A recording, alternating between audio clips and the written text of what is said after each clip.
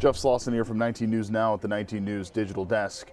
The annual passenger report or breakdown of how many passengers are going in and out of Cleveland Hopkins Airport was released today for 2023, and for another year, it's looking pretty good. Now, what do I mean by that? Well, essentially last year in 2022, talking in form of years as far as that goes, we had seen an increase in passengers to the airport for the first time since pre-pandemic, which is a really good thing, right? 2019 saw quite a few people coming in and out. That obviously slowed down as a result of COVID-19, and we're just slowly starting to see that happening. Now, we're basically at about like 98% to what we were pre-pandemic levels, and this year, 2024, looks like it's going to be the year when things start to return. We interviewed Cleveland Hopkins Airport earlier today about this, just trying to understand exactly how we got here and where the future is in this air travel and in the amount of people that we have. Really interesting to hear their perspective on this. Let's take you to it now. Just to start off here, if you don't mind, break down what we are seeing with this report here. We spoke with Cleveland Hopkins Airport last year, showing the good signs and the quote-unquote recovery, I guess we could say, post-pandemic. This is showing that continuing. If you don't mind, break down those 2023 numbers. Sure. So we had 9,868,868 passengers last year. So that is a 98.3% of what we saw in 2019, which was obviously the full year before we had the unfortunate pandemic hit, which obviously affected the industry as well as many other things at that time. So to be at 98% of what we were in 2019 is a huge recovery for us. And we are very excited about that. And we're excited about what 2024 will bring for the airport as well, where we look to surpass those 2019 numbers.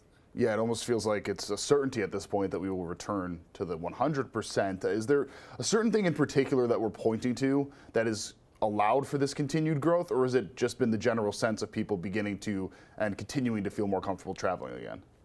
It's the marketplace for sure. Clevelanders are definitely driving this. But it's the airlines recognizing the growth and the strength in the marketplace and adding the service to this market that is helping our Clevelanders get to the destinations that they'd like to go to. You mentioned adding services. We've covered it quite a bit here, different new routes starting. I know we've had now international flights going all the way into Europe starting here. How have things like that played an effect in getting people to Cleveland Hopkins Airport that potentially wouldn't have thought to use it as much as they are now? That sort of thing is huge. Anytime you can add a destination, obviously we have data that shows how many people are traveling to different areas on a daily basis. But once you start a service to that market, you also stimulate people. So just because that service is there doesn't necessarily mean that they'll go there. Let me start that again. So what happens is when they add a market, people will look at it and say, oh, look, now they're flying to Ireland. I never thought about going to Ireland, but now there's nonstop service there. So I'm going to go travel to Ireland. So aside from the people who were already flying there on average, now you have the people who see that the flight exists, and now they're planning their trips there or using that as a connection to other places in Europe. So whenever you add a market to any place that we go to from here, you're always going to see that stimulation. So that's huge for us to have any additional service at the airport. Yeah, it's almost like good word of mouth. I mean, you can tell people, hey, Cleveland Hopkins Airport has all of these flights. It flies to Europe. I've told my friends that I'm originally from Western New York and the Buffalo area. And when I tell my family that I could go direct to Europe, they're like, it's a lot bigger than I thought it was. It seems like that helps to almost, not, I wouldn't say a stigma, but let people know how big and how significant the airport actually is.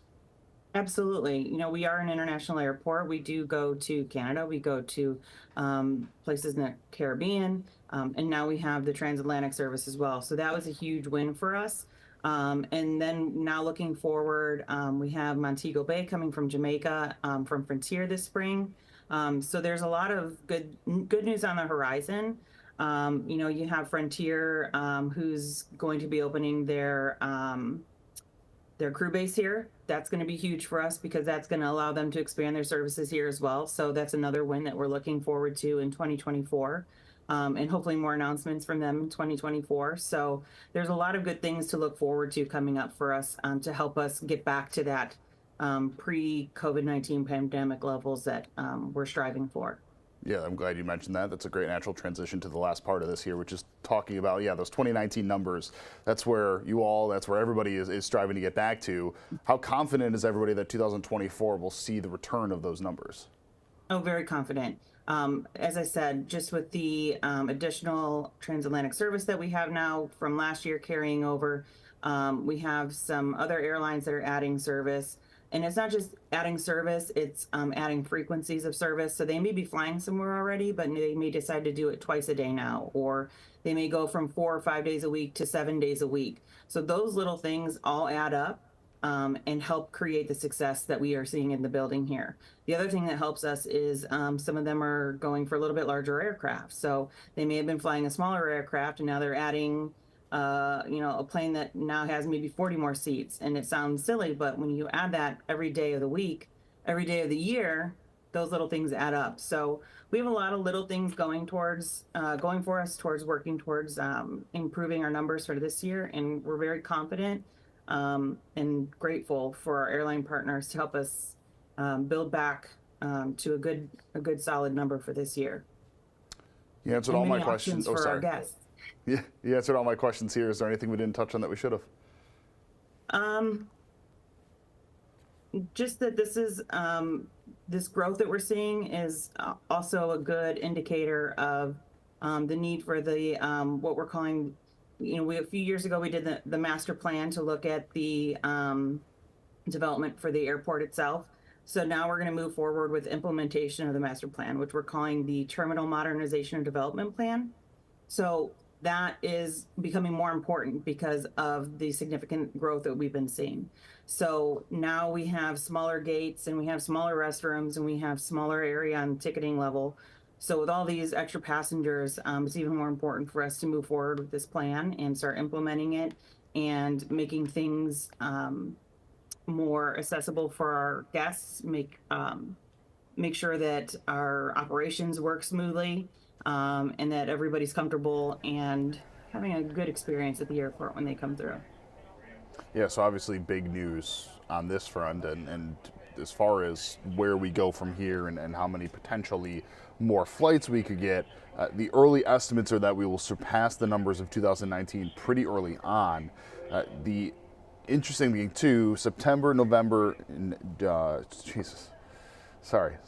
October, November of this past year, 2023, saw more passengers than September, October, November of 2019. So yeah, doing pretty well. Very much so needed. All right, our news is continuing over on 19 News at 7 o'clock until 8 o'clock. We will see you there. For now, I'm Jeff Slauson of 19 News. Have a great night. Much more to come, both on air and online. 19 News, now streaming on Samsung Smart